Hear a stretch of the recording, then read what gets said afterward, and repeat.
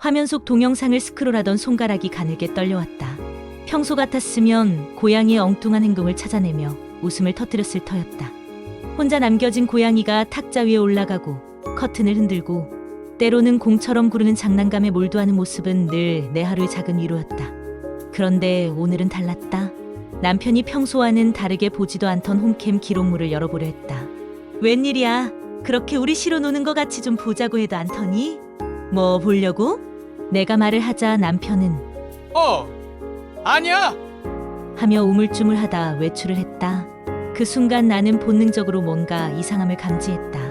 나는 남편이 나가고 평소처럼 화면을 빠르게 넘기며 영상을 확인했다.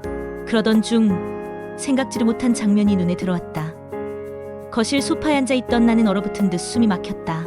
남편과 이웃집 아내가 편의점에 맥주를 사러 나간 장면이 보였고 화면 속 내 집에는 이웃집 남편과 술에 취해 소파에 쓰러져 있던 나만 남아있었다. 그리고 이어진 장면에서 그의 손이 서서히 내 몸으로 향하고 있었다. 그의 동작에는 주저함이 없었고 마치 기다렸다는 듯 당연한 듯 내 몸을 더듬고 있었다. 그의 손이 속옷 속으로 파고들고 셔츠 단추를 풀어헤치더니 휴대폰을 꺼내들어 사진까지 찍고 있었다. 나는 술에 취해 의식이 흐릿했던 순간 낯선 시선 앞에서 적나라하게 노출되고 있었던 것이다. 심장은 터질 듯 뛰었고 온몸이 떨렸다. 숨을 몰아쉬며 다음 화면을 넘겼고 또 다른 충격이 기다리고 있었다. 남편과 이웃집 아내가 짧게 눈빛을 주고받고 손을 잡으며 어깨에 얼굴을 가까이 대는 장면이 고스란히 찍혀 있었고 이웃집 남편이 화장실에 들어간 순간에 이 둘은 은밀한 스킨십을 하고 있었다. 내가 알던 남편에게서는 결코 볼 수 없는 얼굴이었다.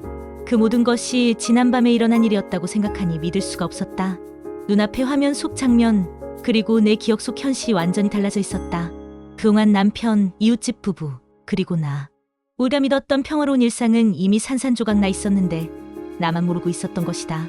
한참을 배신감과 모멸감에 잠겨 어찌할 바를 몰라 하다가 정수기에서 물 한 컵을 따라 마신 뒤에야 사태가 조금씩 정리되기 시작했다. 덜덜 떨리는 손가락을 움직여 동영상을 저장하고 노트북을 닫았다.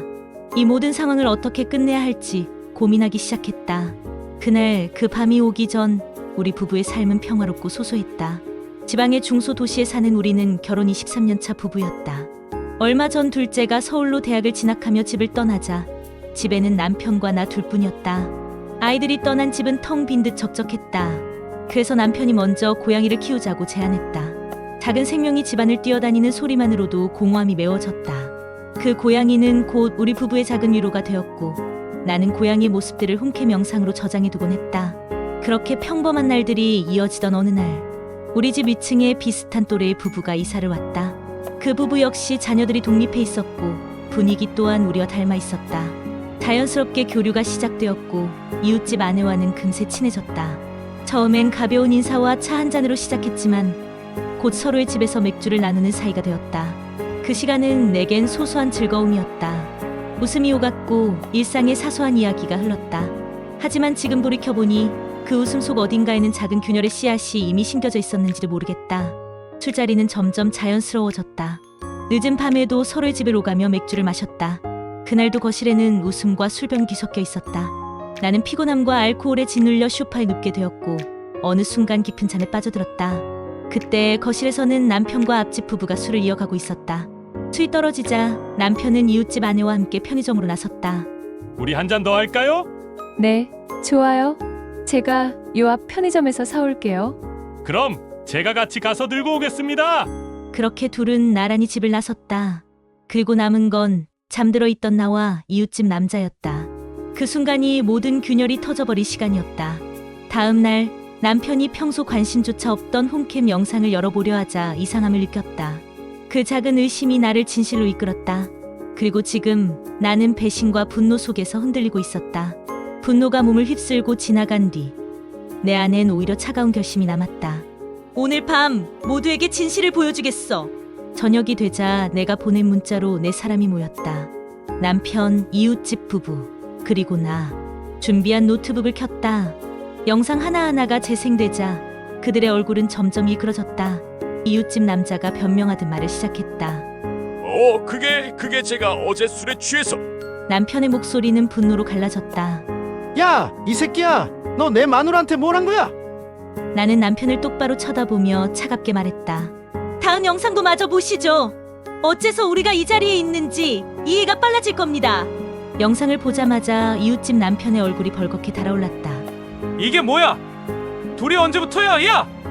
서로 기억나지 않는다며 자기 잘못은 감추고 상대의 잘못만을 물어뜯었다. 서로에게 이빨을 드러낸 짐승 같았다. 말싸움은 곧 욕설로, 욕설은 곧 몸싸움으로 번졌다. 나는 한 발 물러서 그들을 지켜봤다.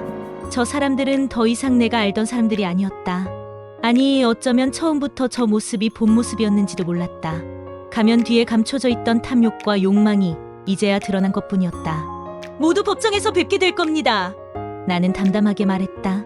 제가 하고 싶은 말은 다 했으니 하던 일 마저 하세요. 그 순간 그들의 고성이 뒤섞여도 내 마음은 이상할 만큼 고요했다. 나는 미리 준비해둔 여행 가방을 들고 고양이를 품에 안았다. 평화롭던 집은 끝났다. 남편, 이웃집 부부, 나. 모든 관계가 부서지고 욕망과 배신만이 남았다. 사랑과 신뢰는 사라지고 배신과 폭로가 지배하는 공간. 그것은 더 이상 집이 아니었다. 집 안은 이미 정글이었다. 살아남기 위해 발톱을 드러내야 하는 밀림. 약한 자는 잡아먹히는 법칙. 그 정글 속에서 나는 더 이상 사냥감이 되고 싶지 않았다. 나는 깊게 숨을 들이쉬고 현관문을 나섰다. 발치에 낯선 공기가 감돌았다. 어디로 가야 할지는 알 수 없었지만 적어도 한 가지는 분명했다. 이제 다시는 그 정글로 돌아가지 않으리라는 것. 안식처는 아직 멀리 있을지도 모른다. 그러나 고양이의 작은 체온이 내 팔에 전해지는 순간 나는 다시 한번 발걸음을 내디뎠다. 이 이야기가 재미있으셨다면 구독, 좋아요 부탁드립니다.